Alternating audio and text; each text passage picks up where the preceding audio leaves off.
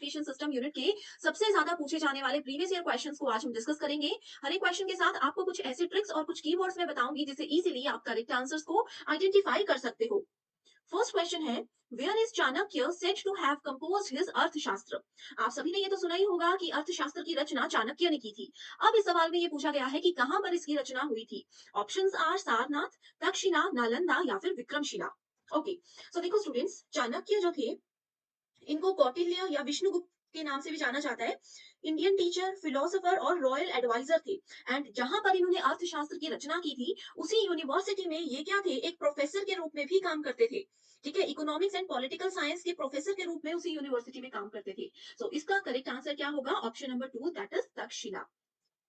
आगे बढ़ने से पहले आपको बता दूं कि अगर अभी भी आपके एग्जामिनेशन में 2 से 3 दिन का समय भी बाकी है एंड आपने पेपर 1 बिल्कुल भी नहीं पढ़ा, तो आपके लिए क्विक रिवीजन क्वेश्चन बैंक हम लेकर आए हैं जो आपको 100% इसमें सिलेक्शन दिलाकर ही रहेगा। सो स्टूडेंट्स, इस सीरीज में बिल्कुल अपडेटेड क्वेश्चंस हैं। आपको ये तो पता ही है कि 2021 के बाद से एग्जामिनेशन में खासतौर पर पेपर 1 का कितना ज्यादा पैटर्न चेंज हो गया है। सो इस क्वेश्चन बैंक में हम 2021 से लेकर के जून 2023 तक के सभी प्रीवियस ईयर क्वेश्चंस आपके लिए लेकर आएंगे।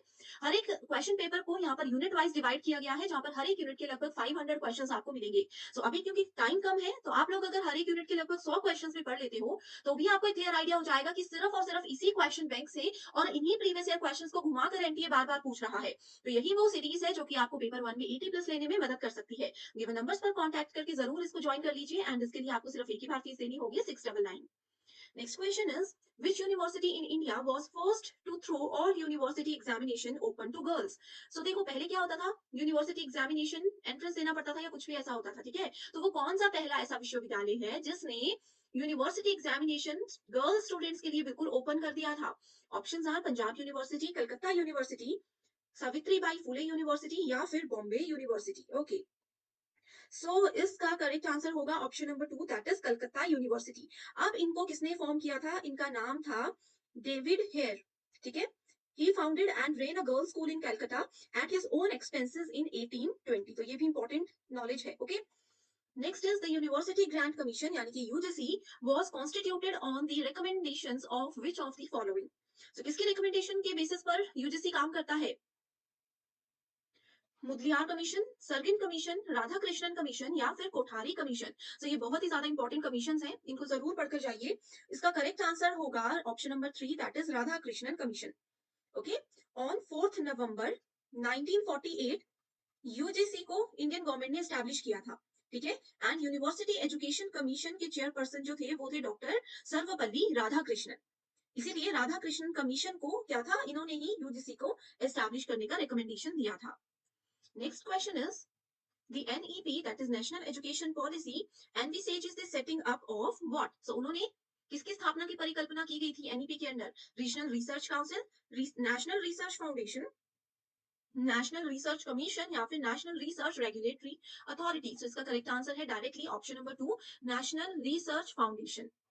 ओके, इसी के साथ आपको ये भी पता होना चाहिए कि एनईपी ने एनईपी 2020 ने कुछ और न्यू बॉडीज की एस्टैब्लिशमेंट का भी प्रपोजल रखा था, जिसमें कि सबसे पहले एसएसएसए नाम का कमीशन था, इसको भी हम डिस्कस करेंगे। उसके बाद था परख, इसकी स्पेलिंग गलत हो गई, परख। ठीक है, then we have IITI. Okay, सो ये तीन नाम बहुत ज्यादा इंपॉर्टेंट है, इन तीनों को सेटअप किया था किसने, एनईपी 2020 ने।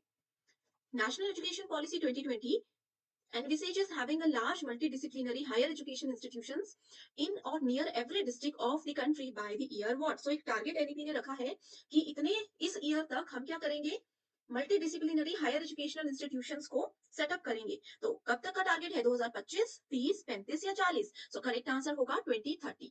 एनईपी के मैक्सिमम टारगेट्स जो हैं वो 2030 तक का ही रेंज लेकर के चलते हैं। तो आप लोगों को अगर नई आइडिया लगे तो आप 2030 हमेशा करेक्ट आंसर ट्राई कर सकते हो।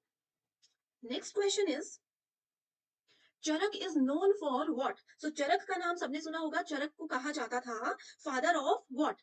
फादर ऑफ कौन थे ये, father of medicine. Okay, Charak was the father of medicine. So इसी से आपको करेक्ट आंसर मिल जाएगा, मेडिकल ट्रीटीज, जटका टेल्स, जातक कथाएं जिसको कहते हैं, जातक टेल्स, धर्मसूत्र या फिर अष्टाध्यायी। सो करेक्ट आंसर है यहाँ पर option number 1, medical treatise. Next question is, national board of accreditation was established by what? NBA का नाम सबने सुना है, बहुत बार हमने इसको डिस्कस किया है। ये किसके द्वारा स्थापित किया गया था, यूजीसी, एआईसीटीई, डीबीई फिर डीईबी या फिर नैक? तो इसका करेक्ट आंसर है एआईसीटीई। अब होमवर्क क्वेश्चन दे रही हूँ कि बताइए एआईसीटीई की फुल फॉर्म क्या होती है? एग्जाम में बहुत बार ये क्वेश्चन आया है। ओके, इसकी फुल फॉर्म बहुत बार पूछी जाती है। Next question is according to the national education policy NEP 2020 all affiliated colleges would eventually transform into degree awarding autonomous colleges over a period of 10 years, 15 years, 25 years या फिर 30 years. So correct answer is option number 2, that is 15 years. So देखो students, अभी बहुत से बच्चों को ये लग रहा होगा कि मैम फटाफट से आंसर बता के आगे बढ़ रहे हैं। एक्चुअली ये सभी क्वेश्चंस हम लोग ऑलरेडी डिटेल्ड वीडियो में डिस्कस कर चुके हैं, क्योंकि मैं आपको शुरू में ही बता चुकी हूँ कि क्विक रिवीजन सीरीज है। एग्जाम से एक दिन पहले जो क्वेश्चन आंसर सीरीज चाहिए होती है, ये वो है। सेम क्वेश्चंस को, सेम सीरीज को already we have discussed in detail. Okay, अगर अभी तक वो वीडियो आपने नहीं देखी है एंड आपको वो डिटेल्ड वीडियो चाहिए तो मुझे एक बार कमेंट करके बता दीजिए, मैं लिंक आपके साथ शेयर कर दूंगी। Okay, next is which of the following universities is an institution of eminence? ठीक है, कौन सा विश्वविद्यालय एक उत्कृष्ट संस्थान है? Central university of Gujarat, university of Hyderabad, Tezpur university या फिर JMI? So correct answer is option number 2, university of Hyderabad. इसमें सिर्फ याद रखना है, लॉजिक कुछ भी नहीं है। Which of the following were a part of ancient system of education? So प्राचीन शिक्षा प्रणाली का हिस्सा इनमें से कौन कौन थे? वेद क्या प्राचीन काल में पढ़ाए जाते थे? ब्राह्मण होते थे? उपनिषद और धर्मसूत्र?